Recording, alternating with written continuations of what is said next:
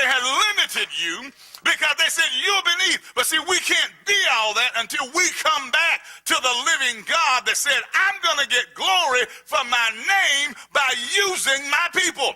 You were his before other folk were. And we've been over here and we got played in Babylon. Babylon said you ain't nothing. Babylon said you don't have faults, you're flawed.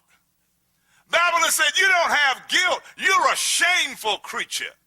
Babylon put stuff on us that Yahweh didn't put on us. And I'm saying, now when are we going to get our eyes open and get back to where we ought to be? Now what we do, we like to have good time church. Make me feel good, preacher. But don't tell me nothing to show me how to get out. Because what I want to do, I want to just go on back to my pig pen and pretend I'm not in one. That's how we think. And I'm saying to you, the prodigal son, and that's who we are. We're the prodigal son, and it said he was out there, and said he got down so low, he was eating pig's food. He was eating slop. And so when he was down there beside the pig, looked over and the pig was looking at him, he said, I will be dog. I'm eating out of the straw like the pig. So then he came to himself. So I'm getting up and going back to my father. I don't know about you, but I'm going back to my father. Because the earth is the Lord's and the fullness thereof. And if it is, why can't I have my piece of it? It's not enough for me to just try to look good.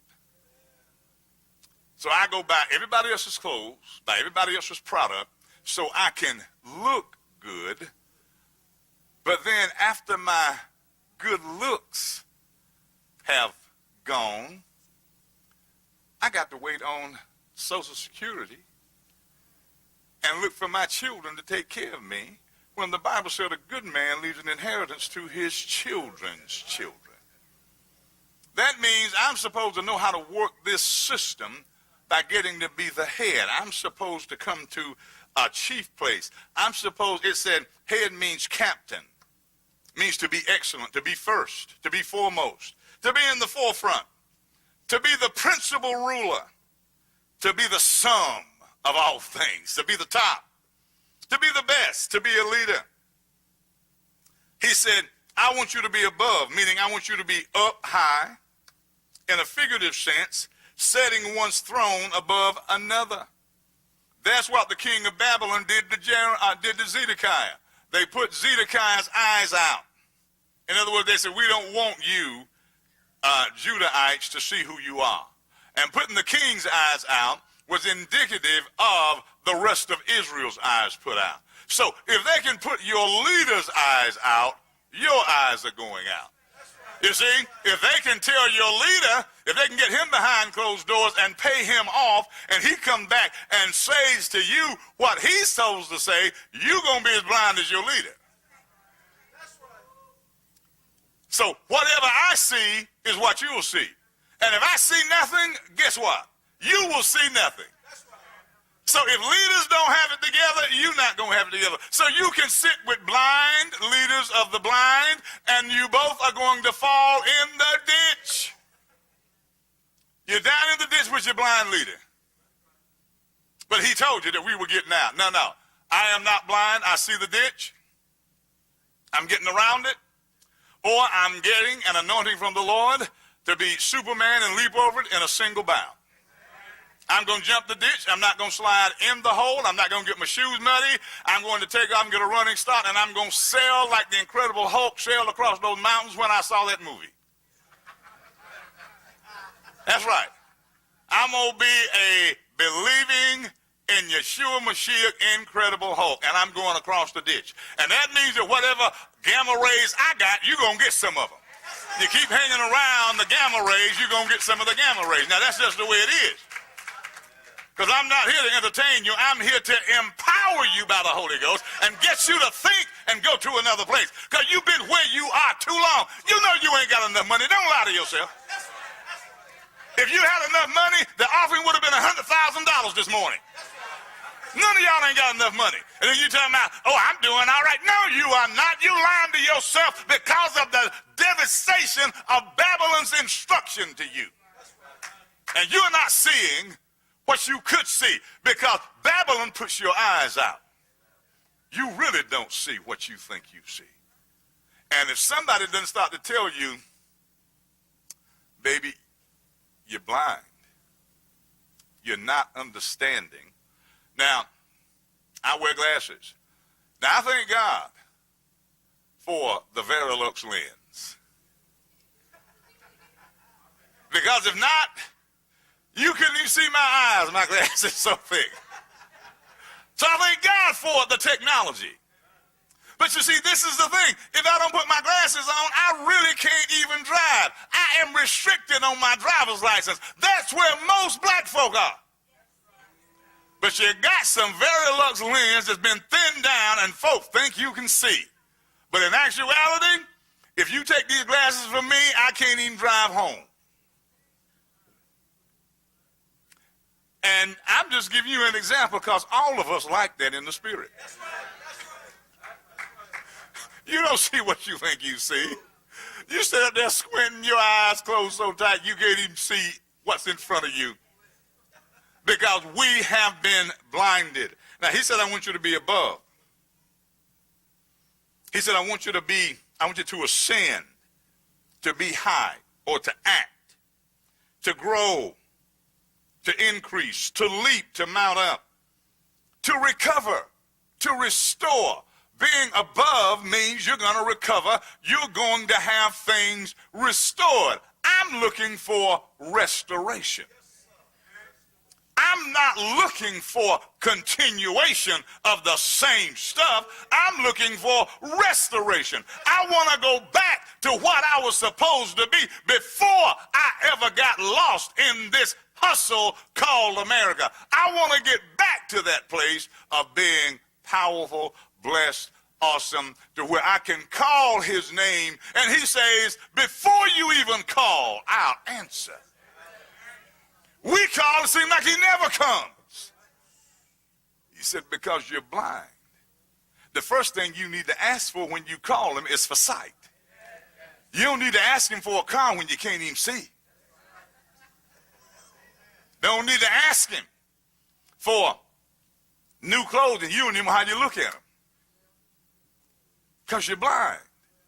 He said, I want you to be the head and not the tail. Folks, I'm telling you, we have been thrust to the tail. Now, let me show you real quick, then I'm going to come back and show you what the solution is. I look at verse 43, verses 43 and 44. And he said, the stranger that is within thee shall get up above thee very high. Very high. Very and high are the same words. They are, it's the word meta, which I just read to you earlier, meaning I want you to go up very high. Yeah. Meaning, I'm sorry, the head, above. I want you to go up, in other words, above everybody else. I want you to be higher than everybody else. I want you to move beyond everybody else. I don't care where they are in their thinking. I want you to go beyond them. I don't care where they are in their success. I want you to go beyond them. I don't care how good this person is that is your supervisor. I want you to be twice as good as them. But I want you to know how to walk in wisdom so that you don't let yourself create animosity. He should be wise as a serpent, but harmless as a dove. He says, so my people are always wise to know how to position themselves for success. He said, that's what I want for you. He said, now the stranger that is within you shall get up above you very high. You know what he's saying? The stranger that comes in among you is going to be twice as smart as you. He's going to be able to see how to get things done that you're looking right at and can't see. He said, and thou shalt come down very low. That very low, that's the word meta. And both of those words is the same word, very and low. It's meta, meaning that you're going to go down beneath. You're going to have a film over your eyes. In other words, you're going to be twice as blind as the blind man. You're not going to be able to see anything as far as success.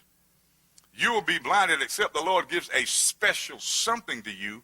You won't even be able to see it. You'll ride past and won't even see the value of that piece of property. You'll ride past and throw litter out, and somebody else will come by and buy it littered and clean it up and sell it for 10 times what they bought it for, because you can't see any potential. You have no understanding about what is available, because we spend so much time interacting and fighting with one another, we don't give ourselves the ability to boost each other into seeing what is possible. I'm looking for the possibilities. What can we do? And I would like for us to do it, because what happens when I do it all by myself, then there comes Leviathan and says, look at what I've done, and the rest of you have done nothing. Look at how great I am. And then that puts you in a place to where then you start to either hate me or flock to me, trying to befriend me because you hope at some point I'll be gracious enough to give you some money. That's how we think. That crazy stuff has got to go. You can't be playing me or anybody else. You can't be getting in a position to where you want to get close just because you think I have something. You ought, if you want to get close, you need to come to me and ask me, well, hey, how did you do that? Give me some understanding. How did you get in the position you're in? You see, you need to come and get information so you'll know how to do the same thing, rather than come with a leeching spirit. Now, that's what we do. We leech. We are bloodsuckers. We're vampires. And we just look for opportunity. Oh, look at what he's driving. I bet he got some money. Let me see, can I make friends with him? And then all of a sudden, you calling and wanting to hook up, or wanting to have dinner at Hardee's or somewhere.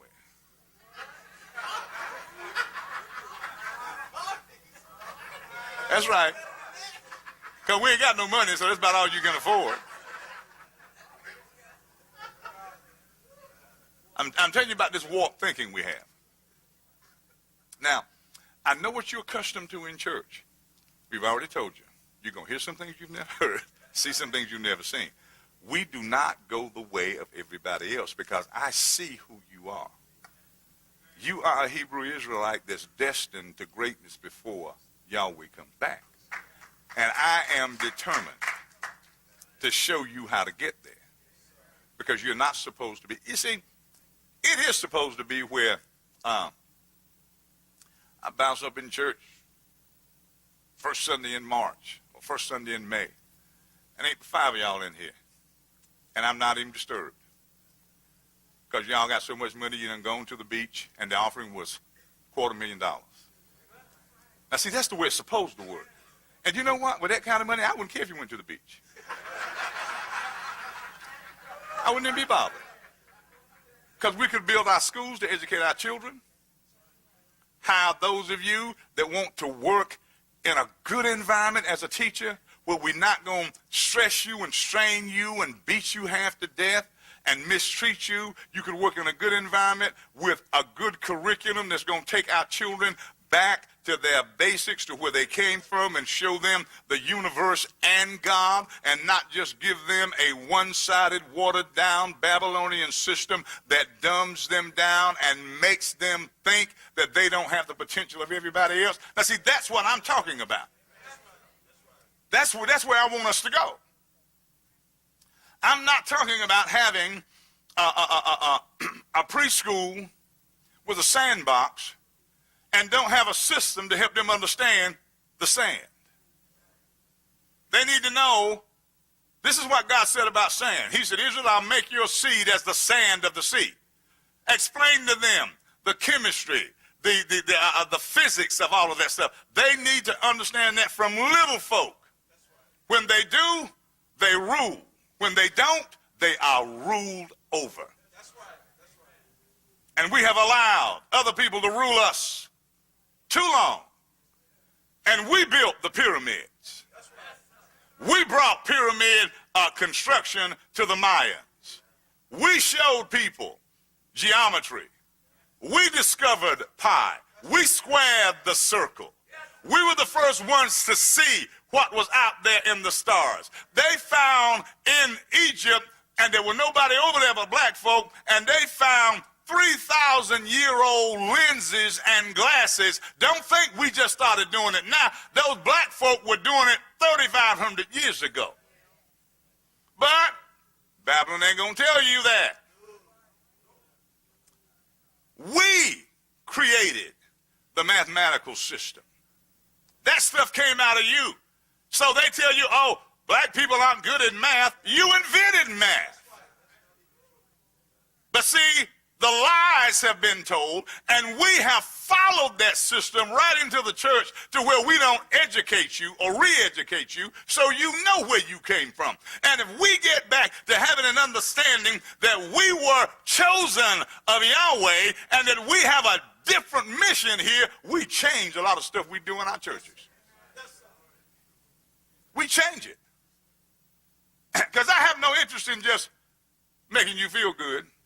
And then I go home talking about, oh, I got them. I sure stirred them up today, didn't it? That is so straight out of hell, out of Hollywood. That ain't nothing but a bunch of cheap manure.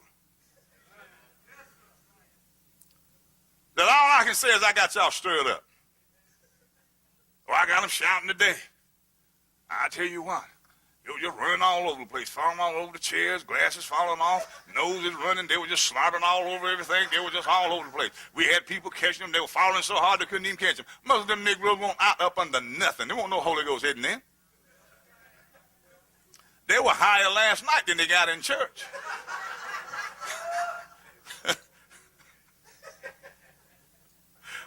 The games we play. Now, he said, verse 44, he shall lend to thee, and thou shalt not lend to him. He shall be the head, and thou shalt be the tail. In other words, people coming in, after a while, they're going to have the Hispanic bank, the Chinese bank.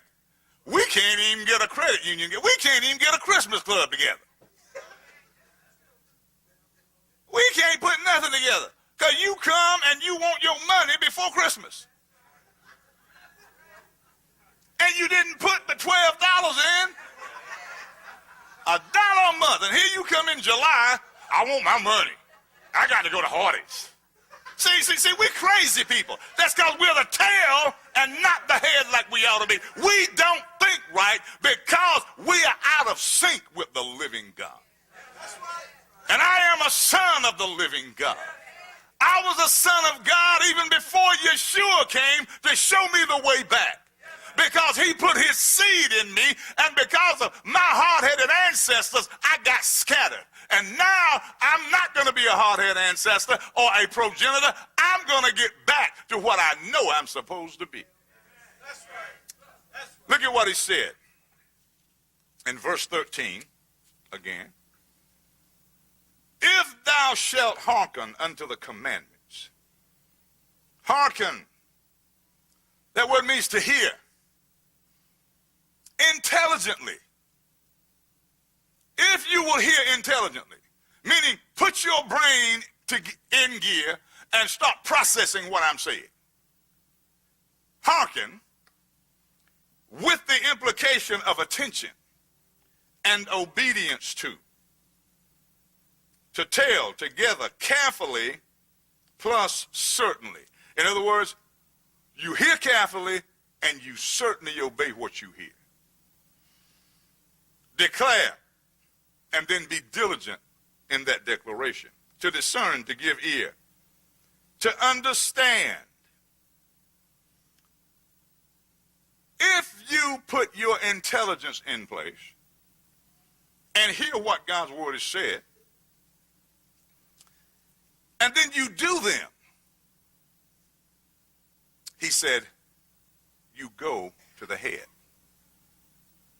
If you don't, you go to the tail. Here's the problem with being in the tail. When you are the tail, and that word means to be beneath. In other words, the lowest people on the planet will be a step higher than you. Because they're in the dirt, you're under the dirt.